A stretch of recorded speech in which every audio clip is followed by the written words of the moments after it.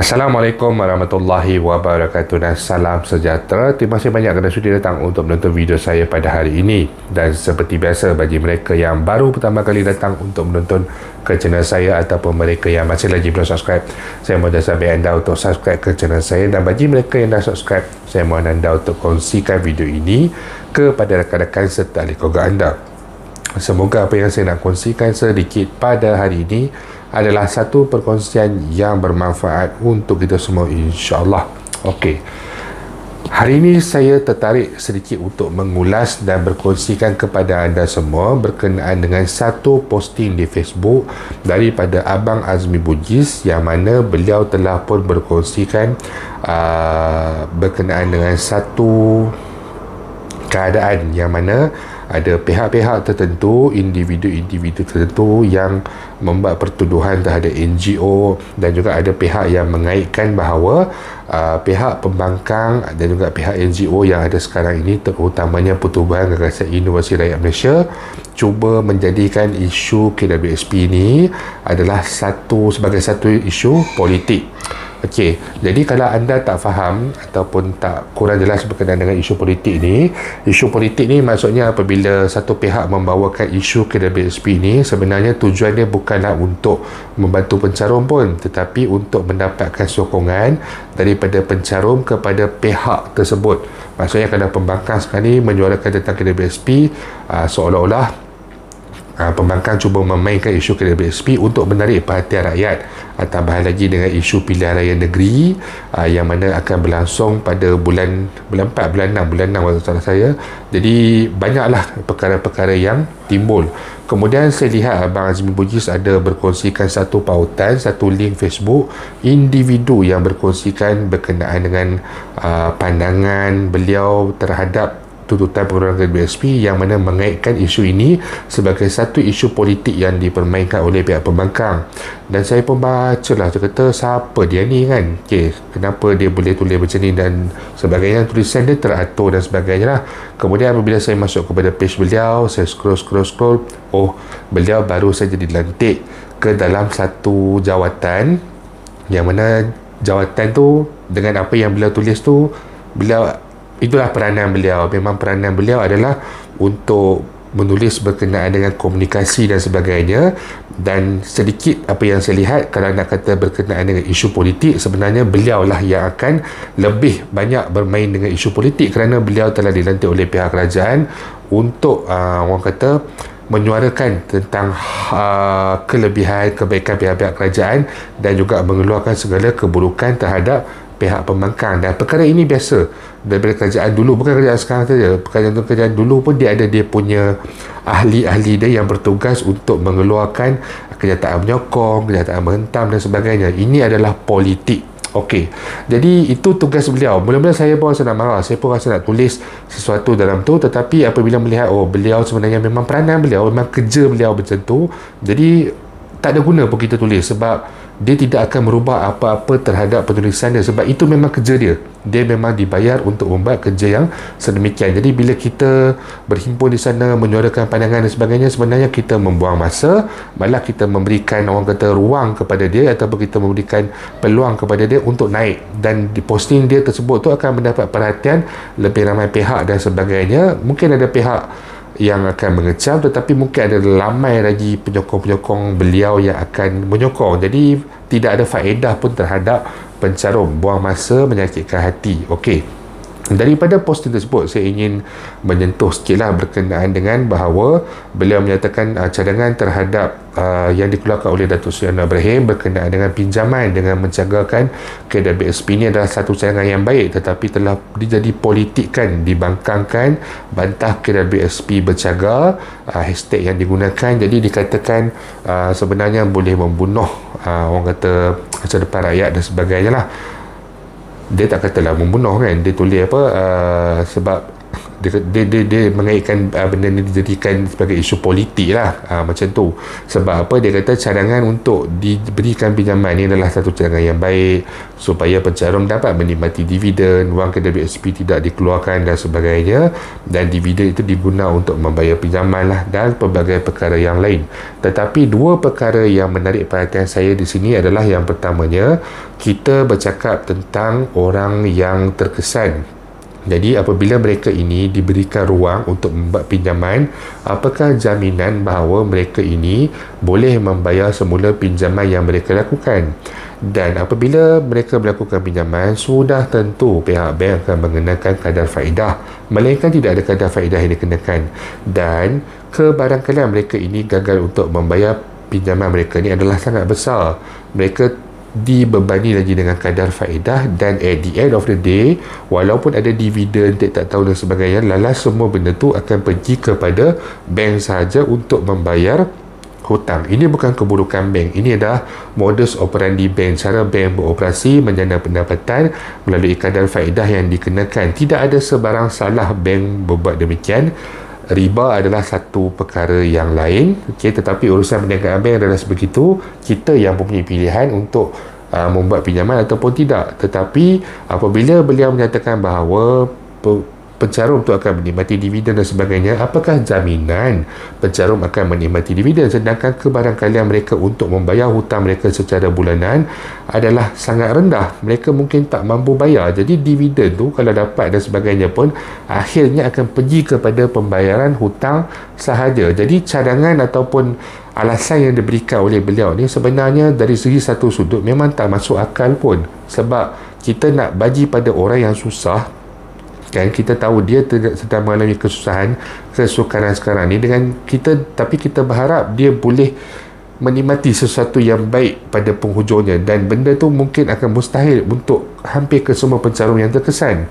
Yang keduanya pula adalah berkenaan dengan apabila kita bercakap tentang KWSP dan sebagainya, isu-isu macam ni lah, persaraan dan juga persaraan lah. Okey, jadi apa yang saya nak katakan adalah sehingga ke setakat ini saya masih lagi tidak melihat, kalau kata mereka menolak berkenaan dengan pengeluaran bagi orang yang aktif mencarum, saya tak nak bercakap apa, saya tak nak kita tak nak mengulas tentang perkara tersebut. Tidak ada orang kata kita nak argue pun memang tak ada guna. Okey, tetapi apabila mereka menafikan hak golongan suri rumah, mereka yang sudah tidak aktif mencarum, berhenti kerja, hilang keupayaan untuk kerja dan sebagainya. Okey, tidak hilang keupayaan ni bukanlah maksudnya mereka ni total permanent disability yang tak boleh bergerak dan sebagainya, tetapi mereka mungkin ada kehilangan keupayaan menyebabkan tidak ada majikan yang berminat untuk mengambil mereka dan sebagainya. Ada keadaan-keadaan tertentu lah yang berlaku kepada mereka ini. Jadi apa alasan pula individu yang mengeluarkan posting ini, kenapa mereka ini perlu menunggu sehingga kepada setidak-tidaknya 55 tahun untuk mereka mengeluarkan wang caruman mereka? Mereka ini sekarang ini mungkin berusia 53 tahun, 52 tahun, 51 tahun, 49, 48 ataupun sebagainya. Saya masih lagi tidak dapat melihat, dan kalau kata nak dikaitkan dengan isu politik dan sebagainya, tolonglah apabila nak diserang semula dan sebagainya, okey, tak apa, terpulang, itu hak anda, itu tugas anda. Tapi bagaimana pula dengan nasib golongan suri rumah, nasib golongan yang tidak aktif mencarum ini? Jadi di sini siapa sebenarnya yang bermain dengan politik kalau kita lihat di sini, kerana nasib bagi golongan ini, golongan yang tidak aktif mencarum ni tidak terbela, dan nasib mereka seolah-olah diketepikan begitu saja. Okey, kemudian kalau nak dikaitkan sedikit, mungkin video ini panjang berkenaan dengan isu politik dan sebagainya, kita perlu ingat sebelum kerajaan yang ada sekarang ini menjadi kerajaan, PGR ada berjumpa ahli parlimen daripada kerajaan sekarang ini yang mana telah pun menjadi menteri, dan beliau bersetuju dengan tuntutan pengeluaran KWSP secara bersasar. Adakah setelah hampir 3 bulan, lebih pada 3 bulan kerajaan memerintah, keadaan pencarum itu telah berubah, telah menjadi bertambah baik, pencarum ada pendapatan bulanan, pencarum dah tak payah ikat perut dan sebagainya? Adakah keadaan telah berubah dalam tempoh 3 bulan ini? Itu yang menjadi persoalan yang seterusnya. Jadi apabila tidak ada sebarang suara yang dikeluarkan, dulu bersetuju bersama dengan NGO nak bawa isu ini, nak dibentangkan kepada kerajaan. Selang beberapa hari, parlimen dibubarkan. menang menjadi kerajaan, dilantik menjadi menteri, terus diam. Ini adalah politik. Kalau kata kita nak kaitkan dengan isu politik dan sebagainya, pada saya ini adalah yang dijadikan sebagai modal politik. Tetapi sekarang ini kita lihat mereka ini telah pun berdiam diri. Pada saya yang ada sekarang ini, yang memperjuangkan ini, dia tidak memainkan sebarang isu politik. Untuk pencarum, kita tidak perlu terkesan dengan pandangan-pandangan sedemikian. Kita hanya perlu terus konsisten bersama dengan pihak yang membawa perjuangan bagi membela nasib pencarum. Itu saja yang kita perlu fokus. Dan sedikit tambahan terakhir, banyak juga perkongsian di dalam media sosial, terutama sekali TikTok lah. Ada 1,001 individu yang nak jadi fighter untuk KWSP dan sebagainya. Saya tidak ada masalah berkenaan dengan perkara itu. Muncul individu-individu baru membuat konten berkenaan dengan tuntutan KWSP, seperti cendawan tumbuh selepas hujan. Tetapi ada individu ataupun ada pihak-pihak tertentu yang apabila mereka membuat konten berkenaan dengan perkara ini, mereka menghentam NGO tertentu, cuba menerapkan pemikiran negatif dengan apa yang hendak dilakukan oleh NGO tersebut dan sebagainya lah. Okey, apa yang saya nak nasihatkan kepada pencarum, tak perlu pun kita nak ikuti apa orang kata individu-individu yang baru tumbuh ini, yang tak ada kena-mengena pun, yang tak pernah turun pun kepada jalanan, tak pernah turun pun kepada perjuangan, yang tak pernah berjumpa pun dengan wakil-wakil daripada ahli parlimen, pejabat Perdana Menteri dan juga sebagainya, kerana mereka ini hanyalah konten kreator semata-mata. Seperti saya membuat konten, saya sendiri pun tak pernah turun ke jalanan, saya tidak menafikan, tetapi setidak-tidaknya saya tidaklah mengambil kesempatan buat TikTok sepanjang masa bercakap hentam orang ni, hentam orang tu. Walaupun saya ada pendapatan, saya ada pekerjaan, tapi saya memahami nasib sahabat-sahabat di luar sana yang mengalami keterjerusan ataupun yang tidak mempunyai pendapatan. Sebab itu saya membuat video untuk membela nasib-nasib mereka ini, bagi membantu menyampaikan idea, membantu menyampaikan maklumat.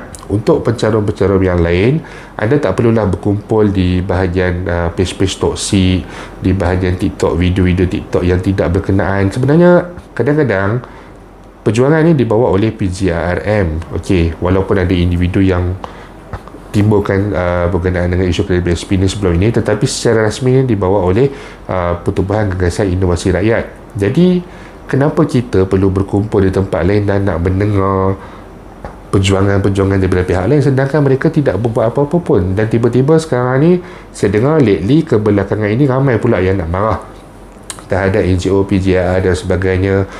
Kenapa nak dibuat pimpinan istana lah, apalah sebagainya. Sedangkan dulu kalau nak harapkan mereka yang bising-bising ni pun tak mungkin ada apa-apa pun, dan kita sekarang sehingga sekarang ni pun masih tak ada apa-apa.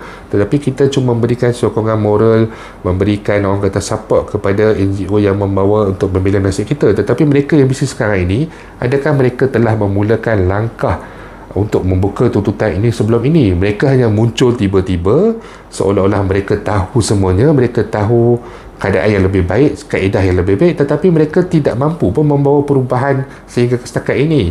Malah ramai juga yang merupakan pro kepada pihak kerajaan dan sebagainya, yang selepas Perdana Menteri menyuarakan bahawa beliau tidak bercadang untuk mengeluarkan KWSP, mereka ini majoritinya telah pun diam, sama ada individu ataupun NGO. Dah tak boleh nak buat apa-apa dah. Sebab itu di PGR saya melihat PGR lebih neutral. Mereka mendapatkan sokongan daripada blok pembangkang dan juga blok kerajaan. Mereka tidak pro kepada mana-mana ahli politik ataupun tidak pro kepada mana-mana parti, tetapi mereka menggunakan apa saja saluran, apa saja sokongan untuk mendapatkan sokongan bagi menyuarakan berkenaan dengan tuntutan pengelolaan KWSP secara bersasar. Jadi saya rasa itu saja sedikit yang saya nak kongsikan pada hari ini.